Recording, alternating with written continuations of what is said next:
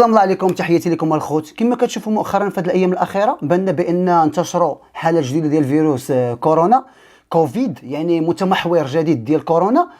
وشفنا واحد العدد ديال الحالات في العالم كامل. انا ما فهمتش بعد هاد كورونا واحد جوج كتنتشر في العالم كامل بحال التوني، هي هنا هي. المهم هادشي ما نهضروش عليه، ماشي هذا هو الموضوع ديالنا، ماشي هذا هو الاهم. الاهم سيدي خرجوا ماشي مشكل، وخرجوا في المغرب قال لك بان خاصكم تجيدوا الناس اللي ما دايرينش الجرعه الثالثه والرابعه خاصهم يزيدوها. مرحبا، ماشي مشكل، حنا مع القرارات ديال الدوله وحنا كنتبعوا الاجراءات ديال الدوله والاجراءات الاحترازيه وداك الشيء، حنا مع الدوله ومع كل شيء.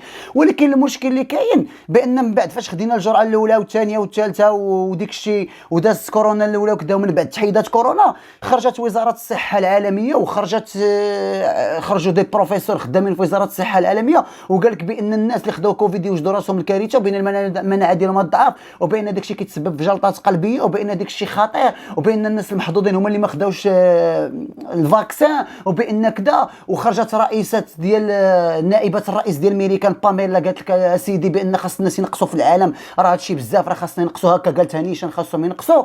خرج واحد الدكتور سميتو ريتشارد قال لهم كيفاش نتوما كتقولوا لعباد الله يديروا الفاكسان اللي هو قاتل على واحد الفيروس اللي اصلا ماشي قاتل.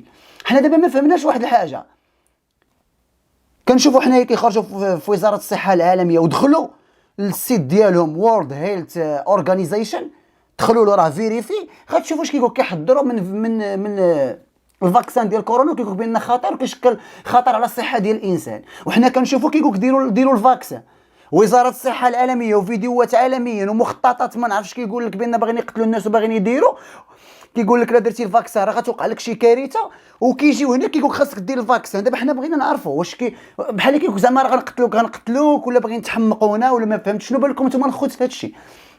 انا ما فهمتش. فيديوهات ودي بروفيسور واطباء ودكاتره في وزاره الصحه العالميه وعالميين وناس واصلين في العالم كيقول لك بان ديك الفاكسان خطير، والناس المحظوظين هما اللي ما داروش الفاكسان، وبان الناس اللي داروا الفاكسان يستعدوا الكارثه الايام المقبله غادي توقع لهم شي كارثه. ودابا عاوتاني ملي ولا بان الفيروس كيقول لك لا خاصكم ديروا الجرعه الثالثه والرابعه. انا ما فهمتش هادشي. المهم خليوا لي التعليقات ديالكم وقولوا لي شنو بالكم في هادشي. تحياتي.